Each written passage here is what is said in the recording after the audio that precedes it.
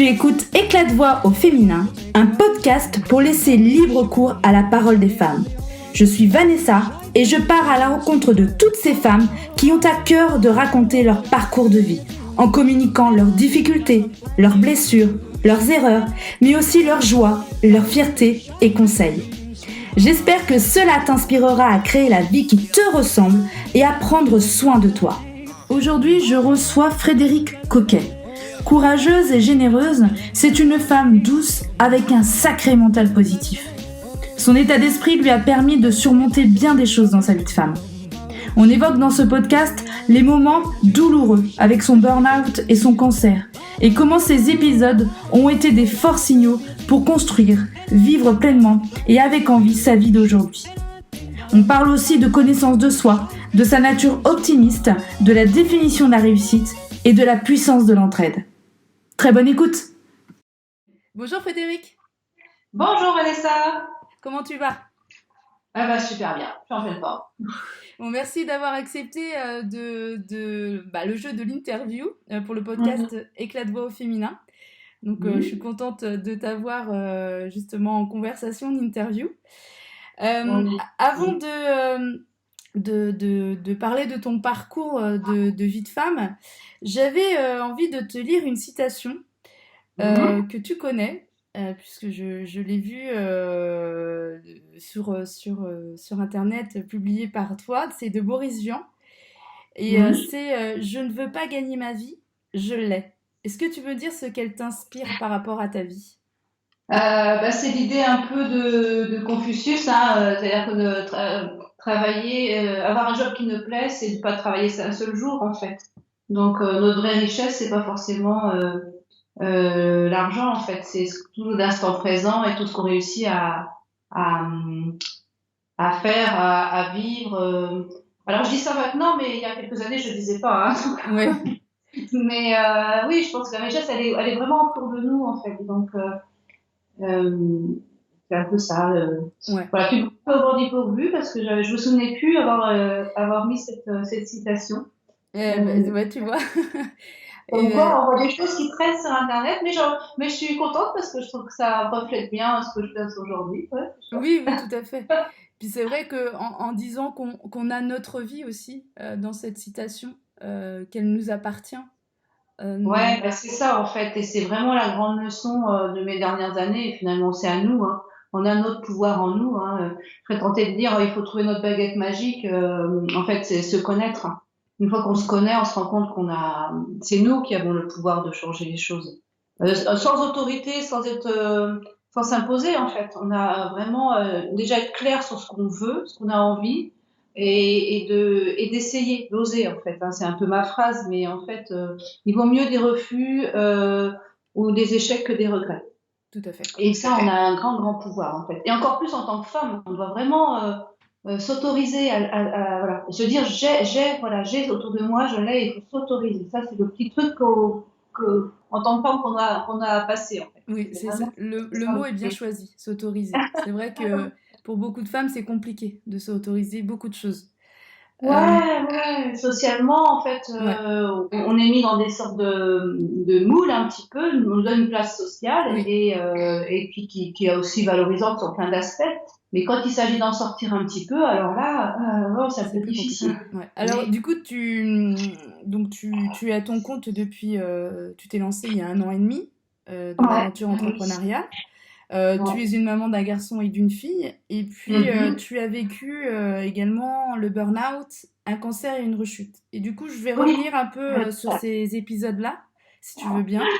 Et notamment, donc on va commencer en 2012 par ton burn-out. Et je voulais savoir quels avaient été les facteurs de ce burn-out et comment tu as fait pour te sortir de ce burn-out. En fait, quand le burn-out arrive, tu es absolument incapable de savoir ce qui t'a mené à là. Il faut du temps pour comprendre les mécanismes. Ouais, bien sûr. Donc moi, en fait, le jour où j'ai compris que j'étais en train d'exploser, d'éclater, en fait, à un moment, tu comprends plus rien. J'étais perdue, je ne comprenais plus du tout ma place, mon rôle, ce qui était important pour moi, ce que je pouvais apporter, ma valeur. Je n'avais plus rien du tout. Et c'est très dur en fait. Et c'est là que c'est important d'être entouré d'amis bienveillants, de familles qui vont comprendre qu'il se passe quelque chose pour t'aider en fait, parce que c'est ton entourage qui te permet de te relier à quelque chose. Puisque toi tu sais plus ce que tu vaux, tu sais plus ce qui est bien pour C'est les toi, gens tu sais. extérieurs qui t'ont dit justement que tu allais qui t'ont Non, je me donné prends. l'alarme? Comment? C'est eux qui t'ont donné l'alarme en fait, le Non. signal d'alerte? Mm, c'est difficile parce que ça peut remonter un peu, il faut conscientiser tout ça, c'est pas évident. Je me souviens, à un moment, je me suis sentie mais complètement perdue. Je savais plus où j'étais. Je savais plus du tout. Et c'est les amis gagnants qui disent, bah, peut-être que tu peux consulter quelqu'un de neutre, enfin, voilà, en gros, un psychologue, peut-être que tu peux, etc. Et je me disais, mais je vais bien, je suis pas, j'ai plus de repères, mais au fond de moi, je me disais, je suis pas dépressive, enfin, il y a quand même, il y a un truc là, que j'avais pas forcément dîner noir, etc. Je savais plus qui j'étais, j'avais plus de sens, j'étais perdue, mais je me sentais pas pour autant, c'est toute la différence entre l'épuisement professionnel et la dépression, en fait. Même si on peut y glisser, mais c'est pas, l'épuisement professionnel n'est pas une dépression à la base. Et je sentais bien qu'au fond, voilà. Donc c'était le côté un petit peu difficile qui m'a mis en alerte en disant mais pourquoi on parlerait un petit peu de dépression, etc. Alors qu'en fait, je me sens pas, au fond de moi, je me sentais pas dépressive. Et en fait, donc du coup, ouais, j'ai eu un médecin traitant qui a été vraiment formidable, qui m'a tout de suite mis des mots en me disant voilà. Fatigue émotionnelle, fatigue physique, fatigue intellectuelle, ces trois éléments-là forment le burn-out. En fait. Et donc, ça permet de mettre des mots et de dire, bah oui, c'est pas forcément une dépression. Et de relier un petit peu en quoi dans ton travail tu te rends compte que tu n'arrives plus à te concentrer à faire les choses, en quoi tu n'arrives plus le matin à trouver l'énergie pour faire les choses, et aussi émotionnellement, tu as des sauts d'humeur, tu craques un peu plus facilement, tu t'énerves plus facilement, enfin on devient un lunatique, alors que ce n'est pas forcément un tempérament de base. Donc c'est vraiment ces trois aspects-là, et le médecin traitant qui m'a permis de bien mettre des mots, surtout D'accord, effectivement ouais. la différence entre dépression, parce que c'est pas la même chose et on rebondit pas de la même manière. Et du coup, comment tu as rebondi? Je sais pas si j'ai bien rebondi en fait, parce que du coup, à un moment, il a fallu se dire, mais qu'est-ce qui est le plus prioritaire dans tout ça? C'est les enfants, la famille, qu'est-ce qui est le plus prioritaire? Est-ce que le travail aujourd'hui, même si il m'apporte de m'épanouir, est-ce que j'ai pas une possibilité de m'épanouir dans un autre travail ailleurs? Faut vraiment, à un moment, s'obliger à s'interroger, en fait, se poser des questions, à regarder autour de soi et trouver des points d'accroche, en fait. Se dire, ah bah finalement, mon travail, je peux le faire dans un autre endroit. Ah bah finalement, ma famille, elle est toujours là et ça change. C'est pas une variable, la famille est là, donc tu t'accroches à ça. La fatigue, et c'est aussi un truc qui m'a été vraiment important pour moi. Je me suis engagée dans les associations à ce moment-là. Je suis allée vers d'autres en fait. Ouais, Et où là, bah, finalement, c'était pas le travail qui nous réunissait, puisqu'on était bénévoles. Et ça, c'est bien, parce que du coup, ça ôte, parce que le burn-out, en général, il est lié à une sphère professionnelle, avec aussi des relations professionnelles, avec des éléments, des enjeux auxquels on ne croit pas forcément, enfin, toutes ces petites choses qui font qu'au moment, on trouve plus sa place. Et au bénévolat, bah, on se connaît pas, on sait pas d'où vient l'autre personne, et à un moment donné, on a une mission à faire, et on doit travailler ensemble pour soit accueillir des gens, soit préparer la salle ou des choses comme ça. Et j'ai trouvé ça extraordinaire en fait, parce qu'il n'y a pas de jugement, on sait pas qui est l'autre, l'autre sait pas qui tu es, et on fait quelque chose ensemble. en fait, Et ça, en aidant ça, les autres, ça t'a aidé, quoi. ah ouais, complètement. Ben oui, parce qu'en fait, les gens te jugent pas, ils savent pas qui tu es, rien, et toi tu juges pas les autres. C'est le côté formidable du bénévolat en fait. Euh, puisqu'il y a besoin d'aide pour une cause, un intérêt, ben voilà, on est réunis pour le même intérêt, la même cause. Quelle que soit ta vie, quelle que soit... Ça, j'ai trouvé ça extraordinaire. Et ça m'a vraiment aidé pour moi à grandir, effectivement, en ouvrant aux autres et de façon désintéressée, en fait. Et c'est là que j'ai commencé à me dire, mais finalement, la vie, on est vachement riche, en fait. On est riche des contacts qu'on a, des Oui, tout autres, à fait. On se sourires nourrit qu'on de ça. reçoit, des merci. La richesse, c'est pas forcément matériel, en fait. C'est là que ça m'est revenu vraiment, je me suis dit, j'étais peut-être en train de passer à côté du sens profond de la vie, en fait. Même si, voilà, il faut manger, c'est important d'être bien équipé, mais voilà, il y avait des choses plus profondes et qui m'ont permis vraiment de me raccrocher à retrouver du sens, en fait, dans la vie, tout simplement. Ouais. Et donc, un an après, donc en 2013, donc tu étais Oui. en reconstruction de ton burn-out voilà, Oui. tu apprends que tu as un cancer. Oui, bah oui, ça fait un peu beaucoup, hein. Oui, c'est ça. Comment, alors, est-ce que, alors déjà, c'est quel type de cancer que tu as eu? Alors, donc, j'avais un mélanome qui avait commencé à répartir des cellules cancéreuses un peu partout. D'accord. Donc, il fallait agir très très vite pour empêcher que les tissus lymphatiques soient touchés.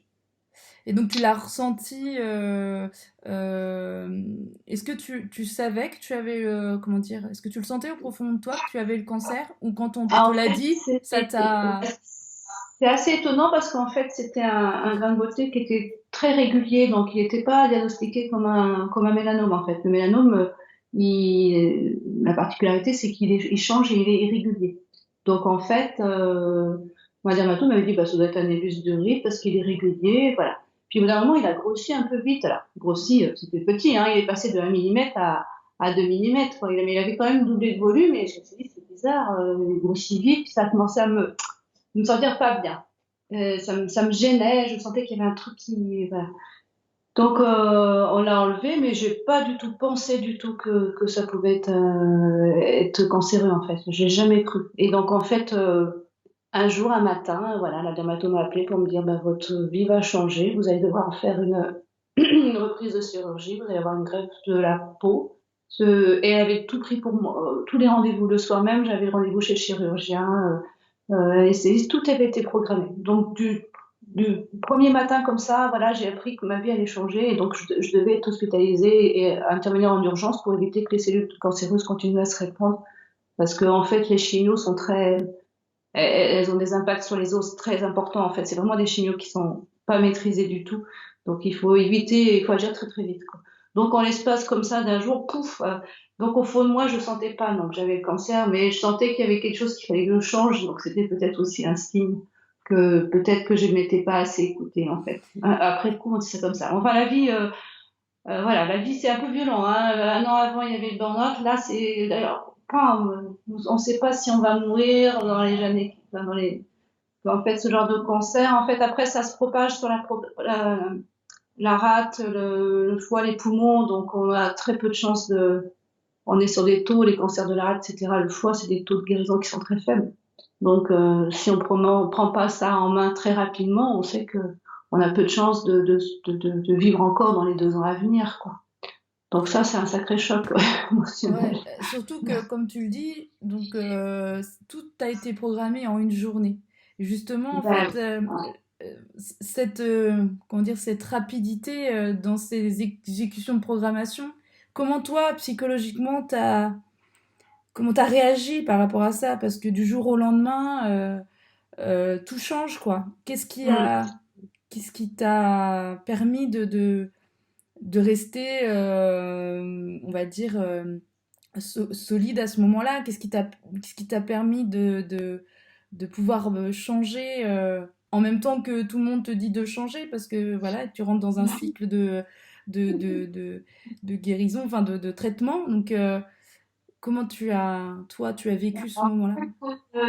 bon, c'était tellement soudain, hein, en fait, hein, Mais oui, c'est ça. j'ai vraiment, voilà, c'était vraiment, je m'attendais pas en arrivant chez un dermatologue le matin que le soir je devais voir le chirurgien, etc. et que 2 jours après j'étais sur le billard. Je pensais pas du tout ça, en fait. Donc c'était quand même soudain, mais tu reçois vraiment une grande, grande claque, en fait. Et en même temps, j'avais trouvé ça remarquable d'être accueillie comme je l'ai été par le chirurgien, le personnel, qui ont été mais d'une gentillesse. Pendant toute l'hospitalisation, j'ai découvert les infirmières, etc. Mais qui sont, enfin, des gens étaient d'une dévotion. Et ça m'a pareil. Ça faisait le lien avec, tiens, je me suis dit, ben, je m'étais mise en bénévolat, Ouais, le fait de c'est ce que j'allais dire. c'était, En fait, tu te sentais en confiance, donc tu t'es laissé porter par justement porter, je sais pas porter, mais en tout cas, ça me relie encore à cette idée finalement que ben la vie, le lien, c'est très important. C'est ça qui fait que tu te redonnes une place et une estime de soi. C'est le regard de l'autre qui donne l'estime de soi aussi, et son regard après. C'est pas ce que tu possèdes en fait. Et donc j'ai trouvé que là encore, finalement, ce que je voyais en premier, c'était mon entourage familial, bien sûr, et puis autour, ces professionnels qui comptaient, enfin, qui étaient d'une disponibilité et d'une gentillesse extraordinaire, quoi. Donc je me disais, ouais, c'est peut-être ça, en fait. Je réfléchis en même temps, Vanessa, parce que j'avais pas réalisé, en fait, complètement. Mais le rebond, il vient de ça, en fait, de l'attention des autres. Ouais. Et qu'on veut bien te porter. Et donc, du coup, ça te redonne une place, ça te redonne une estime de toi. Et donc, du coup, ça te donne la force de te dire, bon, bah, il va faire quelque chose quand même. Voilà. Parce que là, ça fait 2 messages forts en un an. Peut-être falloir changer des choses. Alors, est-ce que tu as justement changé quelque chose suite à ça? Bah, pas assez, puisque pas assez. J'arrivais pas encore tout à fait à trouver le truc, et puis Qu'est-ce que j'ai tu as pas. changé en 2000, enfin, suite à ce premier cancer? Qu'est-ce que tu as changé, comme tu dis pas assez, mais qu'est-ce que tu as commencé à changer qui n'a... En fait, j'ai commencé à changer ma relation aux autres. J'ai commencé à donner plus de temps aux autres et à en recevoir beaucoup par bénévolat, par plus d'écoute. Je me suis formée au coaching cette année-là aussi. Et ça m'a énormément apporté pour comprendre en fait, bah voilà, dans la relation, à quel point c'était la relation humaine était à la fois plus simple qu'on l'imaginait et plus riche aussi. Donc ça m'a énormément apporté. J'ai appris la communication non violente, et alors ça fait, je dis toujours Marshall Rosenberg est mon ami, parce que c'est extraordinaire comme on peut passer au-delà justement de conflits ou mésententes grâce à cette démarche. Donc ça m'a énormément aidé. Ça a complètement axé aussi finalement le métier que je fais aujourd'hui. Ça a été déterminant ce jour-là. D'accord. Et en même temps, quelque part, je m'écoutais pas encore assez. Ouais. Je poussais encore toujours. Et là, j'ai pas. Et pourtant, les médecins, enfin, le personnel soignant m'avait vraiment dit, prenez le temps, accordez-vous plus de temps. Et ça, je le faisais toujours pas. Non, là, je me suis pas écoutée encore. Donc, j'étais en train de construire vraiment une vie sociale, une vie humaine très forte. Mais pas, je m'étais pas encore écoutée. Ce qui fait que, bah oui, en 2015, là, la rechute, ouh. Alors, du coup, comment tu l'as vécu, cette rechute? Comment tu l'as perçue? Comment tu l'as... Alors là, je me suis dit, mais dingue, comment. Alors là, vraiment, là, du coup, je me suis intéressée à moi et à mon corps finalement, parce que je me suis dit, mais bon sang, comment une toute petite chose peut arriver dans ton corps comme ça, c'est pernicieux. Pourtant, j'avais quand même un mélanome qui avait dégagé pas mal de cellules cancéreuses. Hein. Là, c'était vraiment un autre petit, hein, donc pris à temps. Mais je me suis dit, j'ai considéré ça comme une intrusion dans mon corps. Ah, je me suis dit, comme n'importe quel cancer, finalement, c'est une intrusion dans ton corps. Alors là, ça m'a sidérée. Et je me suis dit, comment la nature peut-elle être aussi pernicieuse? Comment, mais comment c'est possible? Alors là, ça m'a estomaqué. Vraiment, j'ai pris la mesure de ça. J'ai vraiment pris la mesure que c'était vraiment un signe fort. C'est-à-dire que si tu fais rien, tu meurs. Voilà, tu meurs. Alors là, je me suis regardée dans la glace et je me suis dit, waouh, il va falloir que, bon, cette fois-ci, c'est vraiment un signe qu'il faut absolument écouter. Ça fait quand même 3 ans que t'en reçois, enfin non, 2 ans, parce que c'était fin 2014. Ça fait quand même 2 ans que t'en reçois. Ouais, bon, il va falloir faire quelque chose quand Et même. alors, du coup, Ah bah là, qu'est-ce que j'ai tu as fait le écouté? choix. Ouais, donc je me suis mise à temps partiel. J'ai toujours été très très soutenue par le directeur de la structure, Donc, tu as toujours, qui pris m'a plus de toujours temps pour soutenue. toi, pour le coup? Oui, et puis je suis encore plus allée à l'essentiel justement de revenir plus la sobriété en fait, le temps pour soi. Tout le monde me disait il faut faire la méditation. Alors je comprenais pas du tout ce que c'était la méditation. Je me disais mais c'est quoi la méditation? Enfin je comprenais pas tout Ouais. ça. J'en ris.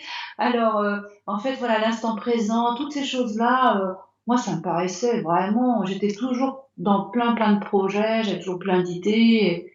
Et là, tout à coup, ouais, j'ai bien compris que si je voulais être là pour mes enfants aussi, parce que ben voilà, les enfants ont besoin de toi, si je Bien voulais sûr. continuer à vivre, à profiter de la vie, à apporter aussi, que vraiment ça ait du sens, ben il fallait un peu se remettre, comme on dit, au centre en fait. Alors ça, c'est un truc pour moi qui était complètement nouveau, parce que pour moi, se mettre au centre, c'était être égoïste avant. Ouais. Je me disais, bon, quand même, C'est parce que là, souvent défini comme ah, ça. On croit que c'est ça. oui, une Prendre du femme, temps c'est pour soi, là, c'est c'est un pour peu de tout le égoïste, mais pas du tout. monde. Mais oui, on est là, puis notre éducation, tu t'occupes des autres, de tes enfants, Bien des sûr. machins, des nanana, tes amis, ton mari, tes parents, enfin bon, on est toujours en train de s'occuper d'autres, donc on s'oublie tout le temps. Et donc j'avais ce modèle comme la plupart des femmes d'ailleurs. Et donc là, ouais, se remettre au centre, c'est pas être égoïste, parce qu'on peut mieux aimer les autres et mieux recevoir l'amour des autres si on est au centre, en fait. D'accord. Et en Donc, fait, d'avoir pris ce temps pour toi, ouais. qu'est-ce que ça a changé par la suite? À partir du moment où tu as apprécié justement, j'imagine, à prendre du temps pour toi, qu'est-ce que ça a modifié, qu'est-ce que ça a transformé dans ta vie? Qu'est-ce qui a bougé? Ben, en fait, j'ai vu que j'avais plus de qualité que je pensais. Alors ça a été le truc, parce que du coup, j'ai cherché à me connaître. Alors, je suis dans un métier des ressources humaines, hein, donc effectivement, j'avais des postes à responsabilité, j'avais accès aussi à beaucoup d'informations, beaucoup de partenariats, donc j'ai été aux premières loges pour pouvoir aussi moi-même bien me connaître, puisque je pouvais permettre aux autres de se connaître. Et donc ça m'a bien aidé. Donc j'ai vu que j'avais plus de qualité que j'imaginais. J'ai vu qu'il y avait des gens qui croyaient plus en moi que moi-même. Ça, c'est des éléments importants. Oui, J'ai vu aussi que j'avais quand même pas mal de défauts. Euh, oui, ça dérange un petit peu, mais c'est ça en fait. Effectivement, le fait de s'arrêter, s'occuper de soi, ça oblige aussi un peu à se regarder. Hein. Donc, on voit aussi tout ce qu'on a de bien et tout ce qu'on a de moins bien, mais en fait, c'est un tout. Parce que tout ça, c'est des forces, en fait. Tout ça, c'est des choses d'habilité naturelle qui nous permettent de rebondir aussi, bien sûr. Ouais. d'aller plus loin et de trouver aussi une capacité à, à, à s'autoriser, comme on disait, et à oser. Et ça, c'est vraiment... ouais. Au départ, ça fait un peu peur hein, de se regarder un peu là. Ouh là là. Oui. C'est aussi question d'habitude, quoi. C'est vrai que quand on ne prend pas cette habitude-là, effectivement, ça peut faire peur. Et Oui, oui, oui. Et je le comprends d'autant plus aujourd'hui dans mon métier, c'est ça, hein, j'accompagne les gens vers le projet professionnel ou les jeunes ou dans l'entreprise justement sur toute la relation professionnelle, l'évolution. Et en fait, je prends en compte vraiment le temps. Je laisse vraiment les gens aller à leur rythme parce que je l'ai vécu moi-même. Je sais qu'il faut vraiment y aller en douceur et que ce rythme, le temps est notre meilleur ami. Et c'est cette introspection lente, à un bon rythme et surtout, il faut décomplexer dans cette recherche de compréhension de qui on est. Parce qu'en fait, c'est vraiment le moyen d'avancer après. C'est vraiment le moyen de s'accepter tel qu'on est. On dit, voilà, s'accueillir dans sa globalité. Et c'est vraiment le moyen après de voir en fait toutes les opportunités que nous offre la vie. On les voit que quand on se connaît. Parce qu'on va savoir les recevoir, on va savoir aussi dire non, dire oui, on va savoir aussi aider. Et c'est vraiment important. Mais c'est vrai que là, ça fait un peu mal au début. ben oui. Et en fait, justement, tu parlais d'apprendre à se connaître. Donc, quand tu as pris Mm. ce temps pour toi, tu as appris à te connaître. Et en fait, Mm. quand on s'est eu la première fois, tu m'as parlé aussi par cette maladie, ça t'a donné le déclic de créer ton entreprise aussi. Oui, bah, en fait, c'est un peu la puissance de la vie. Tu dis, puisque je suis vivante, autant faire quelque chose, D'oser, quoi. autant faire quelque chose, autant de oser. Et je m'étais dit, bah ouais, maintenant, 50 ans, je m'étais dit à 50 ans, il faut peut-être quand même que je fasse quelque chose, que j'essaie. Si j'essaie pas, ça serait dommage. Donc du coup, je me suis dit, bah, il faut y aller, oui, puisque je suis vivante, allons-y. Et puis, il y avait l'idée quand même que bah, dans le sens de la vie, effectivement, j'étais dans un métier, donc j'étais directrice de ressources humaines, après j'étais responsable talent carrière, donc tous ces domaines-là, je les connaissais bien, et en même temps, bah, je voyais qu'il y avait des vrais besoins aussi en dehors de l'entreprise, en dehors des... Il y avait plein de particuliers qui avaient, à qui on pouvait apporter justement des approches qui permettaient d'aller donc je me disais il y a une utilité, je sentais qu'il y avait vraiment besoin et donc au départ je me suis investie dans le bénévolat donc auprès d'associations. J'y suis toujours d'ailleurs Très bien. et à côté de ça j'ai créé une entreprise en fait pour les particuliers et les entreprises donc je fais le bilan de compétences, l'orientation et toute l'évolution professionnelle, mais je reste quand même pour les jeunes de la mission locale en bénévolat, en donnant confiance, pour les chômeurs aussi en bénévolat.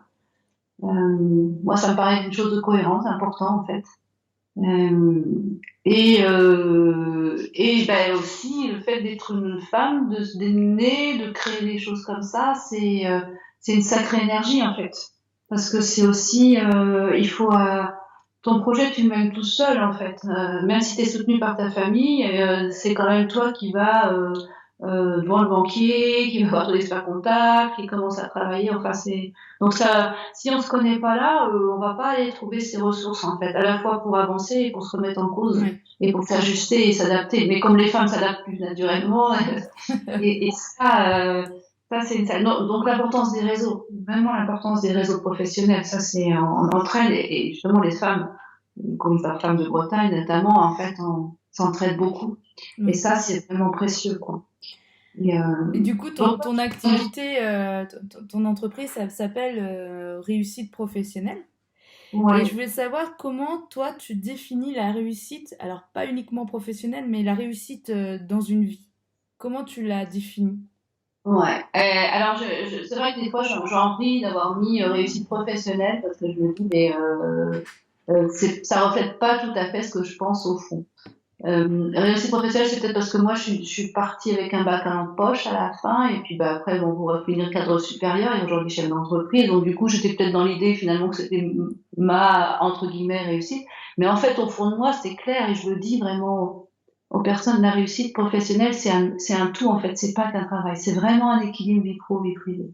C'est vraiment un sens. Alors, on est profondément dans l'ikigai, en fait, hein, et je l'assume totalement, le développement professionnel, c'est par la connaissance de soi, c'est passer par le développement personnel. On ne le nie pas dans ce métier. Et en fait, voilà, une réussite professionnelle, c'est vraiment une réussite qui a du sens.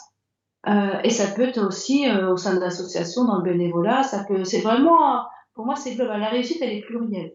Oui, Elle est vraiment plurielle à tout moment de la vie, aussi bien entre sa vie perso et vie pro, mais parce qu'on va avoir, aujourd'hui, on est même on parle presque plus de métier, on parle finalement, on est nous-mêmes des compétences, en fait. On a des atouts, des talents, et on va les exercer à des moments différents de notre vie, dans des secteurs différents, puisque les métiers bougent.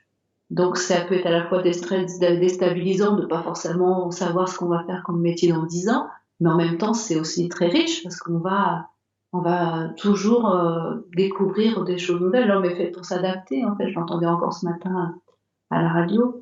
Donc, ouais, vraiment, pour moi, la réussite, c'est pluriel. Vraiment. Je ne sais pas s'il y a d'autres mots pour désigner ça, à part l'ikigai, mais c'est vraiment ça. Quand on avait discuté aussi hors du podcast, tu m'avais dit justement par rapport à ta maladie, à ton cancer, que mentalement tu avais inversé les pourcentages. Genre tu avais mis plutôt que 80% ou 20% de risque de mourir, j'avais 80% de risque de guérison. C'est ça? Oui, tout à fait. C'est la loi de Pareto revisitée, en fait. Ouais, alors justement, en fait, entièrement et optimiste. Voilà, c'est ça. Est-ce que justement ça allait vers l'optimisme? Est-ce que c'est un tempérament que tu as en toi, ou est-ce que tu l'as au fil des années, on va dire, tu l'as eu au fil des années? Est-ce que c'est quelque chose que tu as eu tout de suite, ou est-ce que Alors, d'abord, comme je me connais bien, je sais que ça fait partie un peu de ma nature. J'ai un peu plus de facilité à être optimiste. Donc mais cela dit, ça se cultive en fait. C'est aussi un choix en fait. Quand on se dit s'autoriser, oser, c'est aussi un choix en disant bon, finalement là, qu'est-ce qui se passe? Si je regarde bien, qu'est-ce qu'il y a? Je fais la liste du positif, je fais la liste du négatif. Bah, je me rends compte que finalement, ça c'est pas forcément. Si on reformule les phrases, si on se dit bah tiens. Alors j'ai pas un truc qui me vient en tête, mais en fait on fait souvent ce jeu-là en atelier. En fait, on va tourner différemment. Ah bah mince, j'ai pas eu j'ai candidaté pour ce poste et je l'ai pas eu. Ah mince, je l'ai pas eu, ils ont pas voulu de moi. Après on peut tourner en disant bon, ok, ça a pas abouti, qu'est-ce que j'ai appris? Finalement, ça m'a permis de m'exercer. Je suis rendu compte que finalement, est-ce que c'est ce que je voulais? Enfin voilà, c'est toujours de se dire, bah au final, qu'est-ce que ça m'a apporté? Qu'est-ce que je vois de positif dans tout ça? Et c'est un exercice qui marche vachement bien, hein, je trouve. Mais c'est vrai d'avoir eu cet optimisme-là, de transformer ça justement par rapport à ton cancer. Voilà, de dire j'ai 80% de risque de guérir, en tout cas de chance de guérir.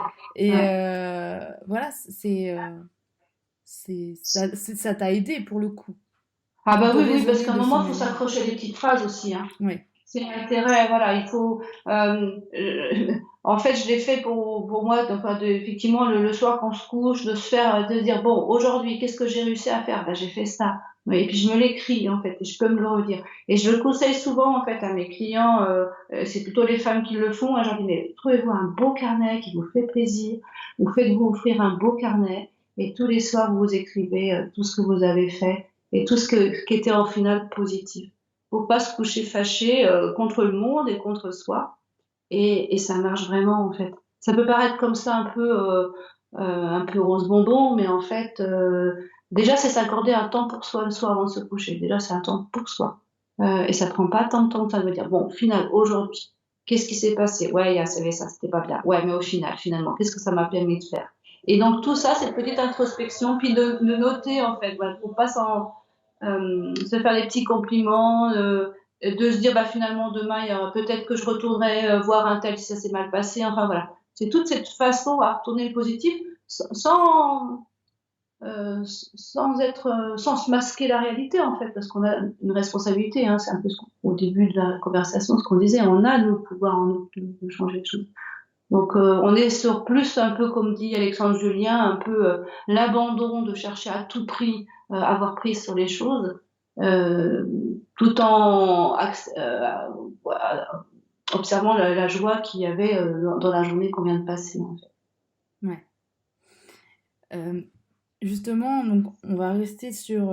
Je pense que la réponse elle est évidente, mais j'avais envie de te la poser parce que justement, on a parlé de ton burn-out en 2012, ton cancer en 2013 et ta rechute en fin 2014-2015. Est-ce que tu as peur de l'avenir pour le coup, par rapport à ce que tu as eu précédemment? Tu te dis, est-ce que tu as peur de. Alors, en orientation, c'est amusant parce que les jeunes en orientation, ils abordent tous le sujet de la théorie de l'effondrement, etc. Parce que ça les inquiète énormément. Donc, et je vois bien que dans tous les ateliers, d'ailleurs, aussi bien dans les biens de compétences et même dans les ateliers d'insertion dans les écoles, en fait, le sujet sur les valeurs revient systématiquement. Les gens ont énormément besoin d'échanger là-dessus pour trouver du sens. Donc, c'est des ateliers que j'aime bien et j'aime bien aborder ce sujet-là avec eux. Et donc, du coup, et ben en fait, c'est nous, on revient un peu à ça, on a vraiment le pouvoir, nous, d'aller de faire les choses, etc., de s'engager. Et quand, alors après, je parle pour moi, mais quand j'ai surmonté un burn-out, un maladie, un cancer, une rechute, bah, comment avoir peur de l'avenir? Bah non, non, parce que en fait, d'abord l'avenir sera ce que je voudrais bien qu'il en fasse, et comment j'irai aussi vers les gens et je vivrai aussi pleinement ce que je donne et ce que je reçois. Mais euh, oui, je pense qu'en fait, j'ai quand même 15 ans de vie professionnelle à peu près. On va dire 30 ans de vie perso à peu près à vivre. Enfin, je veux dire correctement, en santé correcte. Effectivement, on touche un peu sa finitude, hein, parce que j'ai moins de temps à vivre maintenant que j'en ai vécu. Mais autant le vivre avec oui, en se donnant les moyens d'en profiter pleinement. Et ça, non, j'ai pas peur aujourd'hui, non, non, vraiment. Et j'y vais avec joie, en fait. Ah bah c'est ce qu'il faut, c'est ce qu'il faut. Et je, je vais juste. Il y a une phrase que j'avais notée quand on avait échangé et qui rejoint la citation que je t'ai dit, en début du podcast. Tu m'as dit, et je pense que c'est une par la phrase que tu as commencé, tu m'as dit je suis vivante aujourd'hui. Et je trouve que ça Ouais, rejoint en fait la citation je ne veux pas gagner ma vie, je l'ai. je l'ai déjà, ouais. Mais oui, en fait, ça c'est quand même parce qu'un jour, et j'ai rencontré d'autres personnes comme ça qui ont eu le cancer ou qui ont eu des graves maladies, à un moment on se regarde devant la glace, hein, et on se pose vraiment la question, est-ce que je veux vivre ou pas, hein. Ça, moi, je me la suis vraiment posée et j'ai rencontré d'autres personnes qui le sont posées aussi. Et moi, j'ai fait le choix de la vie. Parce que j'avais des enfants, etc. Parce que j'ai fait le choix de la vie. Donc chaque jour, je me dis, oui, je suis vivante. Mais non seulement je suis vivante parce que je suis vivante physiologiquement, mais vivante parce que j'ai trouvé du sens, je suis utile auprès des stagiaires, des personnes que j'accompagne, etc. dans leur projet. Je suis utile parce que parce que je me suis aussi engagée dans le bénévolat. Je suis utile, ça a du sens. Et puis je trouve j'ai mesuré mon rôle aussi, que la vie ne tenait aussi à ce qu'on voulait bien en faire. Et de tous les échanges qu'on rencontre avec les autres, alors parfois on n'est pas toujours d'accord, enfin bon, voilà, c'est ça aussi, hein, c'est pas rose, la vie parfois est difficile, hein, parfois même la vie, parfois c'est violent aussi la vie, on va pas se cacher les choses quand même, faut être lucide, hein. Mais justement c'est en connaissant mieux l'importance de la vie que on peut lui donner cette force suprême en fait, qui nous permet d'aller vers l'avant, d'en profiter pleinement et de profiter de chaque rayon de soleil, de profiter de chaque moment, d'un sourire, etc. Enfin, c'est ça. Donc, ouais, je vais pas dire que je souhaite à tout le monde de vivre des moments difficiles pour comprendre à quel point c'est important. Je vais pas le souhaiter quand même, mais en même temps, je souhaite vraiment à tout le monde de profiter pleinement. L'autre jour, il y avait une dame qui arrive, elle me dit, oh là là, il y en a marre, vraiment, aujourd'hui, il y a rien de voir, rien de voir, rien de voir, rien de voir. Je dis, bah, vous êtes là, vous avez déjà trouvé le chemin, vous étiez sous le soleil. Elle me dit, ah bon, vous faisiez du soleil? Et elle m'a dit, oh là là, il y avait un super beau temps et je l'ai même pas vu. Bon. Et du coup, bah, elle-même, on s'était rendu compte, et ben, en fait, la séance n'a pas été la même parce qu'elle se dit, mais finalement, oui, déjà, dans la rue, alors c'était au printemps, hein, mais voilà, il y avait un beau soleil très doux, une belle lumière, et en fait, tellement dans son souci, elle n'avait même pas pu profiter finalement de chaque instant. Et c'est ça qui nous donne de la force, en fait, c'est tous les éléments autour qui permettent de voir que finalement, bah, c'est là qu'on va pouvoir transformer, on va réécrire les phrases en positives, de façon lucide, hein, voilà, je veux pas, c'est pas rose bonbon, hein, mais on a bien sûr. On est d'accord. Là-dessus. Voilà, donc.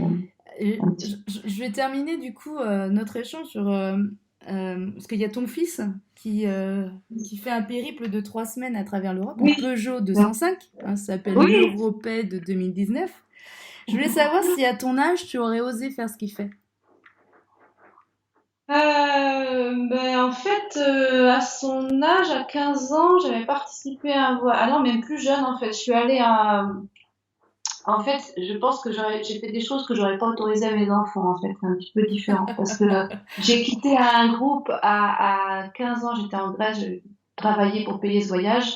Et je devais rejoindre une correspondante. Et donc, en fait, j'ai quitté le groupe et je me suis retrouvée dans Athènes à 15 ans à attendre le frère de ma correspondance au Parthénon. Je parlais pas grec, etc.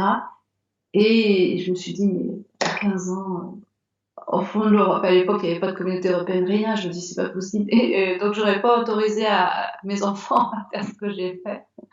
Mais ça t'a apporté, cette aventure-là, justement, que tu as vécue à 15 ans. J'ai pris des responsabilités très tôt, en fait. J'ai toujours été j'étais très vite. J'ai pris des responsabilités très vite. J'ai été directeur de centre de vacances très jeune. Enfin, j'ai toujours pris beaucoup de responsabilités. Là, par contre, ce que je trouve ça bien, mon fils, et moi, je pense que j'aurais pas osé faire ça autant à l'époque, c'est qu'il a réussi à se faire aider, en fait, à s'engager dans une démarche où ils sont très nombreux. Donc, il faut trouver une belle voiture, il faut se la faire réparer, il faut trouver des sponsors, il faut inciter les gens à pouvoir justement, des sponsors pour financer, des sponsors pour donner les fournitures qui vont être distribuées dans les villages. Donc lui, ça sera en Albanie. Donc tous ces zones-là, il faut vraiment faire une démarche de projet collectif. Et moi, j'étais pas dans le collectif autant à l'époque. Je le suis maintenant, et c'est en ça que je trouve ça formidable. Et je pense que le papa a fait ce qu'il fait, c'est dans une démarche collective. Et c'est puissant, hein. Je l'ai eu au téléphone hier soir, donc là, ils étaient en Croatie. Ils sont accueillis dans chaque ville où ils passent. Il y a des moments d'échange vraiment super avec la population. Quelle expérience qu'il va avoir. Franchement, ça va être... donc il traverse un nombre de pays fou, il fait 10 000 km. Et en fait, c'est ça je sens qu'il est en train de mûrir, en fait. Il y a tout le projet à organiser, parce que c'est quand même un sacré projet, avec 2 autres étudiants, donc ils sont 3.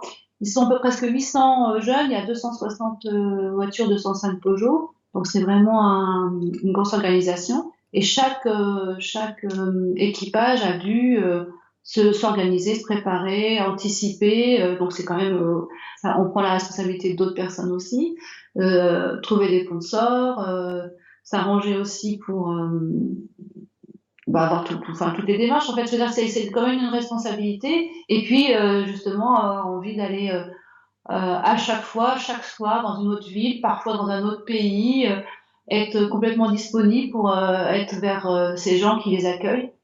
Donc il y a à chaque fois penser à soi, à son équipage, penser aux autres. Enfin, c'est toute une gymnastique. Et là, je trouve ça vraiment extraordinaire dans une démarche. Je trouve que l'expérience est géniale. Ah bon, ouverture. Ouais, tout à fait. Bah écoute, merci beaucoup Frédéric pour ton témoignage. Et puis bah écoute, on se dit à très vite. Merci à toi Vanessa aussi de permettre d'avoir des témoignages de beaucoup de femmes qui puissent aussi permettre à d'autres de pouvoir se dire elles aussi, elles peuvent s'autoriser, elles peuvent oser. Moi j'ai toujours eu des femmes aussi qui m'ont soutenue, des femmes plus âgées qui m'ont encouragée, et c'est ça en fait, on reçoit toujours des gens qui nous aident, qui nous guident, et c'est bien de pouvoir témoigner pour que d'autres personnes aient envie aussi de se dire que la vie n'est pas sombre. On a plein de ressources, qu'elles trouvent leur propre baguette magique. Et c'est ça. C'est ça. Et puis voilà, l'avenir est devant nous en fait. Et la vie, je cherche pas à la gagner, je l'ai déjà. Ouais, c'est bien. Merci. Aussi, on termine bien positivement. Merci beaucoup Frédéric. Merci à toi Vanessa.